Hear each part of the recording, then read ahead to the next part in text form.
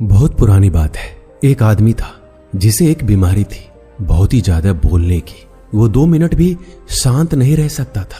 दवाई के रूप में उसे बोलना जरूरी था, अन्यथा उसके शरीर में हलचल होने लगती थी। उसे किसी भी विषय में हर 2 मिनट में बोलना ही होता था।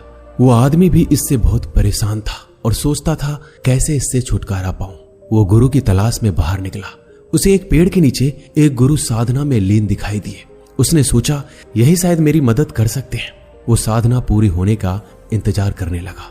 जैसे गुरुजी साधना से बाहर आए, वो आदमी उनके चरणों में गिर गया और बोला, गुरुजी, मैं आपका शिष्य बनना चाहता हूं। गुरुजी ने भी उसको अपना शिष्य बना लिया। बाद में गुरुजी को इस बात का पता चला कि उस आदमी को बहुत ही ज्यादा बोलने की आदत है। वो आदमी 2 मिनट भी चुप बैठ नहीं सकता। वो आदमी हर रोज गुरुजी से एक ही बात पूछता कि गुरुजी, इस दुनिया का सबसे बड़ा ज्ञान क्या है? और जब भी गुरुजी से ये सवाल पूछता तो गुरुजी चुप हो जाते, कुछ भी नहीं बोलते, क्योंकि गुरुजी को पता था कि शिष्य को ज्यादा बोलने की आदत है और अभी इसको सबसे बड़े ज्ञान के बारे में बताना व्यर्थ की बात है। इसलिए वह चुप हो जाते थे, कुछ भी नहीं बोलते। वो शिष्य हर रोज एक पास वाले गांव में भिक्षा मांगने जाया करता। वहां से भिक्षा मांगता और वहां से जो कुछ भी मिलता आश्रम में लेकर आता। गुरुजी को इस बात का पता था कि शिष्य को कुछ ज्यादा बोलने की आदत है, इसलिए गुरुजी उस शिष्य का ख्याल रखते, ध्यान रखते कि कहीं मुसीबत में ना फंस जाए। एक दिन वह शिष्य एक गांव में भिक्षा मांगने जाता है और किसी घर में जाकर भिक्षा मांगता है। अब उसे ज्यादा बोलने की आदत थी। वो 2 मिनट भी चुप नहीं बैठ सकता था, इसलिए उसने उस घर में नजर घुमाई तो उसकी नजर एक भैंस पर पड़ी। भैंस शरीर में बहुत मोटी थी और उसके घर का दरवाजा बहुत छोटा था। तभी उस शिष्य ने उस घर के मालिक से कहा, भाई साहब, आपकी भैंस तो बहुत मोटी है और आपके घर का दरवाजा बहुत छोटा है। यदि ये भैंस मर जाए तो इस दरवाजे से इस भैंस को बाहर कैसे निकालोगे आप? जैसे ही ये बात उस आदमी ने सुनी, वो डंडा लेकर शिष्य के पीछे पड़ा उसे मारने के लिए, लेकिन शिष्य वहां से भाग खड़ा हुआ। अब भला कोई आदमी अपने ही घर के नुकसान के बारे में कैसे सुनेगा, वो भी एक भिक्षुक के मुख से। वो शिष्य वहां से भागते हुए एक दूसरे घर में जाता है और वहां पे जाके वो भिक्षा मांगता है और वहां भी उस घर में वो नजर घुमाता है कि किस विषय के बारे में इस घर के मालिक से बात करूं। तभी सामने एक औरत बैठी थी। उस औरत से वो कहता है, देवी, आपने हाथों में इतनी खूबसूरत चूड़ियां पहन रखी है, यदि आपके पतिदेव मर जाए तो इस चूड़ियों का क्या करोगे? वो औरत भी शिष्य पर बहुत गुस्सा हुई और डंडा लेकर उसके पीछे दौड़ पड़ी। उस औरत ने कहा, एक भिक्षुक अपने मुख से ऐसा बोलता है? एक तो मैं आपको भिक्षा दे रही हूं, ऊपर से आप मेरे पति को ही मार रहे हो। ऐसा करके उस औरत ने शिष्य को अपने घर से निकाल दिया। अब शिष्य की वो आदत थी, वो कई बार मार खा चुका था, लेकिन उसकी आदत छूट नहीं रही थी। अब शिष्य को उस गांव में कोई भी भिक्षा नहीं मिली। इसी के चलते वो एक गांव से दूसरे गांव जा रहा था। जब जंगल में पहुंचा तो उसे एक मानव खोपड़ी दिखाई दी। उसने सोचा, भला यहाँ किसकी मानव खोपड़ी पड़ी है? वह उस मानव खोपड़ी के पास जाता है और जाकर देखता है कि खोपड़ी तो बोल रही है। उस खोपड़ी ने कहा कि भाई, तुम कौन हो? तभी वो शिष्य थोड़ा सा डरा और बाद में बोला, मैं तो एक भिक्षुक हूँ, भिक्षा मांगता हूँ, लेकिन तुम कौन हो और यहाँ क्या कर रहे हो? तभी उस खोपड़ी ने कहा, मैं एक शिकारी हूँ और ज्यादा बोलने के कारण मैं यहाँ पहुंच गया। तभी शिष्य ने सोचा कि भला खोपड़ी कैसे बोल सकती है? ये तो सिर्फ एक हड्डियों का ढांचा है, ये कैसे बोल सकता है? और ये बात यदि मैं राजा को बताऊंगा तो राजा जरूर मुझे इनाम देगा। इसी के चलते वो शिष्य दौड़ता दौड़ता राजा के दरबार में पहुंचा और राजा को जाकर अपनी सारी बात बताई। राजा को पहले तो लगा इसने मदिरा पी रखा है और इनाम के चक्कर में इतनी बकबक कर रहा है। बाद में जब शिष्य अपनी बात पर अड़ा रहा तो राजा ने कहा, ठीक है, यदि तेरी बात सच निकली तो तुझे इनाम दिया जाएगा, अन्यथा तुझे फांसी लगवा देंगे। शिष्य ने कहा, महाराज, मैं भला झूठ क्यों बोलूंगा?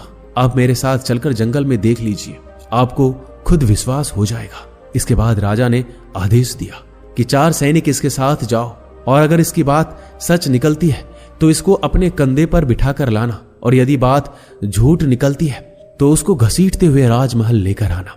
अब जैसे ही चारों सैनिक वहां पर पहुंचे तो वहां पर खोपड़ी पड़ी थी और उस खोपड़ी से वह शिष्य ने पूछा कि तुम यहां कैसे पहुंचे?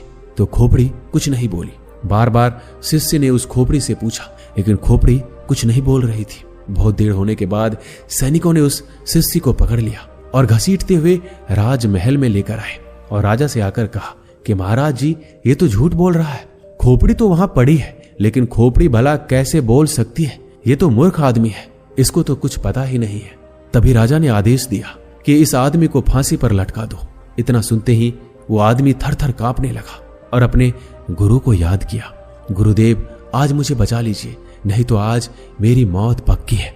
जैसे शिष्य अपने गुरु से अर्जी करता है, गुरु को आश्रम में बैठे बैठे आभास हो जाता है कि शिष्य मुसीबत में पड़ गया है और वो ज्यादा बोलने के चक्कर में ही मुसीबत में पड़ा है। गुरु भी जल्दी जल्दी अपने शिष्य के पास आता है और राजा को जैसे तैसे समझाकर उस शिष्य को वहां से छुड़ा देता है और शिष्य और गुरु दोनों ही आश्रम में वापस आ जाते हैं। तभी वो गुरु कहता है कि मैंने तुझे कितनी बार कहा है कि ज्यादा मत बोलो, ज्यादा बोलने के चक्कर में आदमी कभी कभी बुरा फंस जाता है। तभी वो शिष्य कहता है, गुरुजी मेरी आदत पड़ गई है, अब मैं चाहकर भी इस आदत को छोड़ नहीं पा रहा हूं। मुझे पता है कि मुझे सिर्फ दुनिया का सबसे बड़ा ज्ञान मिल जाएगा तो मेरा मन अपने आप शांत हो जाएगा, मैं अपने आप चुप हो जाऊंगा। लेकिन आप हो कि मुझे सबसे बड़ा ज्ञान बता ही नहीं रहे हो। मैं आपको कितने दिनों से पूछ रहा हूं। जैसे ही उस शिष्य ने सवाल किया, गुरुजी फिर से चुप हो गए, कुछ भी नहीं बोले। अब वो शिष्य गुस्से में वहां से चला जाता है और कहता है, गुरुजी मुझे बड़ा ज्ञान बताना ही नहीं चाहते। इसके बाद वो शिष्य एक तरफ जाकर बैठ गया। रात का अंधेरा पड़ गया था, शाम हो गई थी। प्रकृति में पाए जाने वाले हर चीज अपनी गहरी नींद में चले गए। तभी शिष्य आकाश में देखता है, सारे तारे टिमटिमा रहे हैं और रात की एक शांत आवाज सुनाई दे रही है जो अंधेरी रात में हमेशा सुनाई देती है। तभी शिष्य को धीरे धीरे एक आभास होता है, उसको एक आवाज सुनाई देती है। वो आवाज थी मौन की। उसका मन एकदम खुश हो गया, वो कुछ भी बोल नहीं पा रहा था। उस दिन उसका मन एकदम शांत हो गया, उसको एक अलग सा आभास होने लगा, उसको एक अलग सी शांति प्रतीत हुई और उसको लगा कि शायद दुनिया का सबसे बड़ा ज्ञान यही है। और गुरुजी हमेशा मुझे बताते आ रहे थे, जब भी मैं उनसे पूछता तो वह शांत हो जाते, कुछ भी नहीं बोलते, और यही दुनिया का सबसे बड़ा ज्ञान है। ज्यादा बोलने के चक्कर में कई बार मुसीबत में फंसा तो गुरुजी ने ही मुझे बचाया और गुरुजी मुझे हर बार ज्ञान दे रहे थे, लेकिन मैं ही इस ज्ञान को समझ नहीं पाया। तभी वो शिष्य बैठकर पूरी तरह मौन का आनंद लेता है, शांति का आनंद लेता है। उसके बाद वो शिष्य वहां से उठकर अपने गुरु के पास जाकर बैठ जाता है, चुपचाप बिना कुछ बोले। तभी गुरु को पता चलता है कि शिष्य को मौन मिल गया है। तभी वो गुरुजी कहते हैं कि दुनिया का सबसे बड़ा ज्ञान मौन नहीं है, लेकिन मौन ही रास्ता है। सबसे बड़े ज्ञान को पाने का सबसे पहले हमें मौन होना पड़ेगा, तभी हम सबसे बड़े ज्ञान को पा सकते हैं। उसके बाद गुरुजी कहते हैं, इस दुनिया का कोई भी शब्द मौन से बड़ा नहीं हो सकता। मौन एक तपस्या है, मौन एक साधना है। इस मौन को हर कोई धारण नहीं कर सकता, और जिसने भी धारण किया वो दुनिया का सबसे बड़े ज्ञान के चरम पर पहुंच जाएगा, सबसे बड़े सुख के चरम पर पहुंच जाएगा। उसके मन में किसी भी तरीके का सवाल नहीं रहेगा, सब सवाल खत्म हो जाएंगे, कुछ भी नहीं बचेगा, शून्य बचेगा, एक बिंदु बचेगा। बस उस बिंदु में ही जलता है असली बौद्ध का दिया। उसके बाद वो शिष्य कहता है, गुरुजी आखिर मौन कैसे रहूं? मैं जब भी ध्यान करने बैठता हूं तो मेरा मन एक जगह लगता ही नहीं, मेरे मन में हजारों विचार आते हैं। मैं जितना मौन होने की कोशिश करता हूं इतना ही मेरे मन में ज्यादा विचार आते हैं। ऐसे में मैं क्या करूं? उसके बाद गुरुदेव ने कहा, मेरी बात को ध्यान से समझो। जब ध्यान करने बैठो तो मन को किसी तरह शांत करना है। इसे एक छोटी सी कहानी के माध्यम से समझो। एक किसान था और वो गुरु के पास जाता है, कहता है कि गुरुजी मेरे जीवन में बहुत काम काज है, मैं काम करके थक जाता हूँ, मुझे कुछ समाधान दीजिए। उसके बाद वो गुरुजी उस किसान को एक जिन्न देता है और कहता है कि इस जिन्न को अपने घर ले जाओ, इससे जो भी बोलोगे वो सब काम ये जिन्न कर देगा। लेकिन हाँ, एक बात का ध्यान रखना, इसको खाली मत रखना। यदि इसको खाली बिठा दोगे तो ये तुम्हें खा जाएगा। किसान ने कहा, गुरुजी खाली बैठने का तो काम ही नहीं है, मेरे पास तो इतना काम है कि यह पूरी जिंदगी व्यस्त रहेगा। इसके बाद वो किसान उस जिन्न को लेकर अपने घर चला जाता है, लेकिन वो जिन्न था हर काम को बड़ी जल्दी कर देता था। उसने तुरंत किसान का काम कर दिया। जब खाली हुआ तो किसान ने अड़ोसी पड़ोसियों के काम करवाए, फिर भी लेकिन वो जल्दी से काम को खत्म कर देता और काम खत्म करके वापस किसान को बोलता कि मुझे जल्दी काम दो, नहीं तो मैं तुम्हें खा जाऊंगा। अब किसान इस चीज से परेशान होने लगा वो वापस उस जिन को गुरुजी के पास लेकर गया और कहा, गुरुजी अब इसका समाधान दीजिए, ये तो बड़ा जल्दी काम को कर देता है और मुझे खाने के लिए कहता है। तभी वो गुरुजी उस जिन को और किसान को लेकर उस खेत में जाते हैं और उस जिन को कहता है कि एक बांस का डंडा लेकर आओ। वो जिन एक बांस का डंडा लाता है और गुरुजी उसको खेत में रोप देते हैं। उस डंडे को रोप कर उसके बाद गुरुजी उस जिन को कहते हैं, जब भी तुम्हें ये किसान कोई काम के लिए बोले और काम खत्म हो जाए तो इस डंडे पे चढ़ना और उतरना। तुम्हारे पास जब काम ना हो तो ये काम करते रहना। ये सुनते ही किसान बहुत खुश हो गया क्योंकि उसको समाधान मिल गया था। अब अगर जिन के पास काम नहीं रहेगा तो वो डंडे पे उतरता चढ़ता रहेगा। अब वो किसान को परेशान नहीं करेगा। हमें ध्यान के समय में अपने मन को सांस के साथ बांध देना है। जैसे सांस बाहर जाती है तो उसके साथ मन को बाहर, और जैसे ही सांस अंदर जाती है तो मन को अपने अंदर। धीरे धीरे इसका अभ्यास करते जाओ। धीरे धीरे आपका मन शांत हो जाएगा। ऐसा नहीं है कि सिर्फ तुम ध्यान के समय ही ऐसा करो। जब भी तुम कुछ काम करते रहो, कहीं जा रहे हो, किसी से बात कर रहे हो, उस समय मौन रहकर अपनी सांस पर ध्यान दो। अपने मन के अंदर की आवाज को सुनो, सांस की आवाज को सुनो और उसी के साथ अपने मन को जोड़ दो। धीरे धीरे आपका मन पूरी तरह शांत हो जाएगा। जब भी कभी बोलना पड़े, किसी को जवाब देना पड़े, पहले याद कर लो कि क्या बोलना है। उसके बाद कम से कम 5 सेकंड रुक जाओ। उसके बाद ही अगले को जवाब दो। इससे तुम्हारा ज्यादा बोलने की आदत भी कम हो जाएगी। और जब तुम्हारे पास बोलने के लिए 2 ही बातें हो, उनमें से एक ही बात बोलो। और जब तुम्हारे पास बोलने के लिए 3 बातें हो तो उसमें से 2 ही बोलो।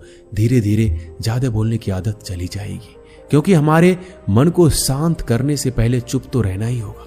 जुबान को बंद करना ही पड़ेगा।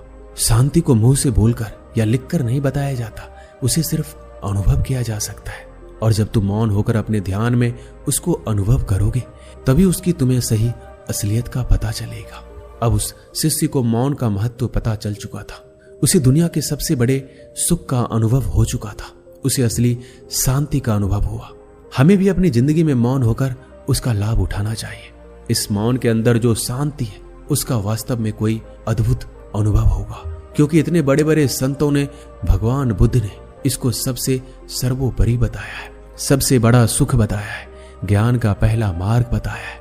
तो हमें भी अपने जीवन में मौन होकर अपने मन को शांत करके इसका अनुभव जरूर करना चाहिए। दोस्तों, इस वीडियो में बस इतना ही। मिलते हैं अगली वीडियो में। अपना ख्याल रखिएगा। धन्यवाद।